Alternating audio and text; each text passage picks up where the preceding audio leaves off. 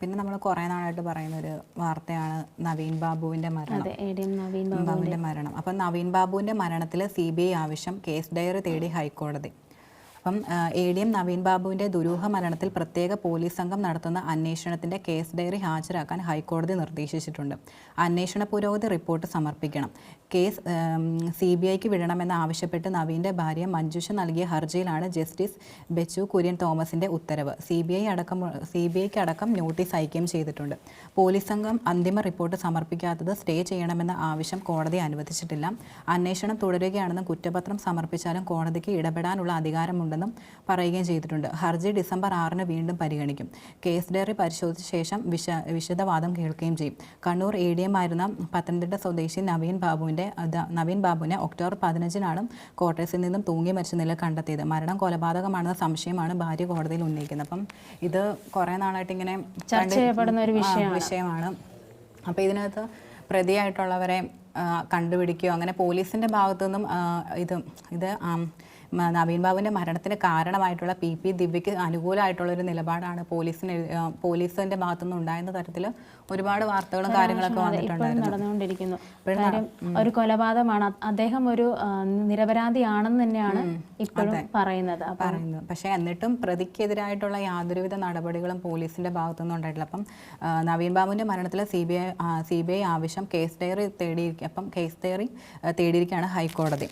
അപ്പം പ്രതിക്ക് ഉന്നത രാഷ്ട്രീയ സ്വാധീനം, അതായത് ഈ PP ദിവ്യയ്ക്ക് ഉന്നത രാഷ്ട്രീയ സ്വാധീനം എന്ന് നവീൻ ബാബുവിൻ്റെ ഭാര്യ തന്നെ പറയുന്നുണ്ട്. അപ്പോൾ ഹൈക്കോടതി ഇതൊരു ആത്മഹത്യാ കേസല്ലേ എന്ന ചോദ്യം ഉന്നയിക്കുമ്പോഴത്തേക്കിനും നവീൻ്റെ ഭാര്യ മഞ്ജുഷ പറയുന്നത് കൊലപാതകമാണെന്ന് സംശയിക്കുന്നുണ്ട്, അതിനുള്ള വസ്തുതകളുമുണ്ട്. അപ്പം കൊലപാതകമാണെന്ന സംശയം ഭാര്യയ്ക്കുണ്ട്, അതിനുള്ള വസ്തുതകളും ഉണ്ടെന്ന് ഭാര്യ പറയുന്നുണ്ട്. അപ്പം അതിനുള്ള മറുപടിയായിട്ട് കോടതി പറഞ്ഞത് CBI അന്വേഷണം ആവശ്യപ്പെടുന്നത് എന്തിനാണെന്ന് ചോദിക്കുമ്പം പ്രതി PP ദിവ്യയ്ക്ക് ഉന്നത രാഷ്ട്രീയ സ്വാധീനമുള്ളതിനാൽ CPM ജില്ലാ കമ്മിറ്റി അംഗമാണ്. ജനാധിപത്യ മഹിളാ അസോസിയേഷൻ സംസ്ഥാന ജോയിന്റ് സെക്രട്ടറി, കണ്ണൂർ സർവകലാശാല സെനറ്റ് അംഗം, ജില്ലാ ആസൂത്രണ സമിതി ചെയർപേഴ്സൺ തുടങ്ങിയ പദവികളും വഹിക്കുന്നു.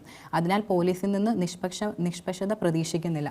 അപ്പോൾ അതൊരു കാര്യമായിട്ടുള്ള, കാരണം ഇപ്പോൾ പ്രതിയായിട്ടുള്ള PP ദിവ്യ എന്ന് പറയുന്ന രാഷ്ട്രീയമായിട്ടുള്ള നല്ല സ്വാധീനമുള്ള ഒരു വ്യക്തിയാണ്. അപ്പോൾ അതുകൊണ്ട് തന്നെ ഇതുവരെയുള്ള കാര്യങ്ങൾ നമ്മൾ നോക്കുകയാണെങ്കിൽ തന്നെ പോലീസിൻ്റെ ഭാഗത്തുനിന്ന് യാതൊരുവിധ നവീൻ ബാബുവിന് അനുകൂലമായിട്ടുള്ള യാതൊരുവിധ നടപടിയും പോലീസിൻ്റെ ഭാഗത്തുനിന്ന് ഉണ്ടായിട്ടില്ല. ഇപ്പം മുഖ്യമന്ത്രി അടക്കം പ്രതികളെ പിടികൂടും, നവീൻ ബാബുവിൻ്റെ കുടുംബത്തിന് നീതി ലഭിക്കും എന്നൊക്കെ പറയുന്നുണ്ടെങ്കിൽ പോലും അത് പ്രവൃത്തിയിൽ യാതൊരു വിധത്തിലുള്ള ഒരു ഇതായിട്ട് ഇതുവരെ നമ്മൾ കണ്ടിട്ടില്ല. അപ്പം നവീൻ ബാബുവിൻ്റെ ഭാര്യയും പറയുന്നത് തന്നെയാണ്, ഉന്നത രാഷ്ട്രീയ സ്വാധീനം, ഒരുപാട് പദവികൾ ഉള്ളത് കൊണ്ട് തന്നെ പോലീസിൻ്റെ ഭാഗത്തു നിന്ന് ന്യായമായിട്ടുള്ള നവീൻ ബാബുവിന് നീതി കിട്ടുന്ന തരത്തിലുള്ള ഒരു പ്രവൃത്തി ഉണ്ടാകുന്നില്ല. അപ്പോൾ കോടതിയും അന്വേഷണത്തിന് പ്രത്യേക സംഘം നിയോഗിച്ചിട്ടുണ്ടെന്ന് കോടതി ചോദിക്കുമ്പം പ്രത്യേക സംഘം എന്ന പേര് മാത്രമേ ഉള്ളൂ. ലോക്കൽ പോലീസിലുള്ളവരാണ് പലരും. അപ്പം പ്രത്യേക സംഘം എന്നുള്ളൊരു പേര് മാത്രമേ അതിനുള്ളൂ. ലോക്കൽ പോലീസ് തന്നെയാണ്. അപ്പൊ അദ്ദേഹത്തിന്റെ ഭാര്യയ്ക്ക് അതിലൊട്ടും തൃപ്തിയല്ല. ഇതിലും നല്ല രീതിക്ക് അന്വേഷണം നടക്കണം എന്ന് തന്നെയാണ് പറയുന്നത്. എന്നാലേ അതിനൊരു തീരുമാനമുണ്ട്. കൊലപാതകം തന്നെയാണെന്ന് സംശയിക്കുന്നുണ്ട്, അത് തെളിയിക്കാന്നുള്ളത് തന്നെയാണ്. പിന്നെ പ്രോട്ടോകോളിൽ പ്രതിയേക്കാൾ താഴെ നിൽക്കുന്ന ഇൻസ്പെക്ടറാണ് അന്വേഷണ ഉദ്യോഗസ്ഥൻ.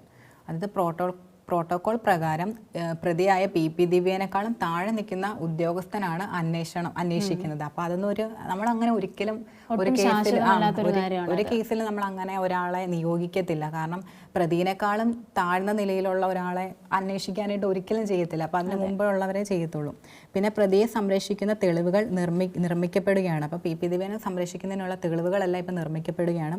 സാക്ഷിയായ പ്രശാന്തൻ്റെ പേരും ഒപ്പം മാറിയിട്ടും ഇതുവരെ യാതൊരു വിധത്തിലുള്ള നടപടിയും ഉണ്ടായിട്ടില്ല. അത് നമ്മൾ പറഞ്ഞിട്ടുള്ള കാര്യമാണ്.